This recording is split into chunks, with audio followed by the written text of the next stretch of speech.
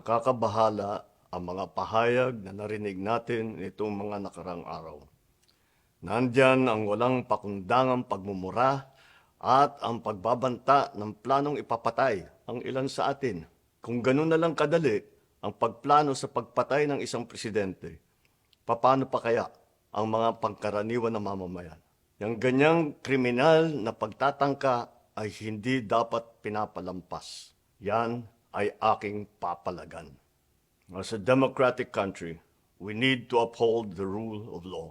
Ako, bilang pinuno ng Executive Department at lahat ng mga nanunungkulan sa pamahalaan ay may sinumpaang tungkulin na tutupdin at pangangalagaan ang konstitusyon at ang ating mga batas. Kaya hindi tama ang pagpigil sa mga halal ng bayan sa paghahanap ng katotohanan. Hindi na sanang hahantong sa ganitong drama kung sasagutin lamang ang mga lehitimong katanungan sa Senado at sa House of Representatives. Ang katotohanan ay hindi dapat itokhang. Tapos na sana ang usapang ito kung tutuparin lamang ang sinumpaang panata na bilang lingkod bayan ay magsabi ng totoo at hindi hahadlangan. Imbis na diretsahang sagot, nililihis pa sa kwentong chicheria. Hangad ko na matuldukan na itong mga pangyayaring ito sa parang matiwasay at magdadala sa atin sa katotohanan. 12 taon din ako nanungkulan sa magkaparehong kamara ng Kongreso.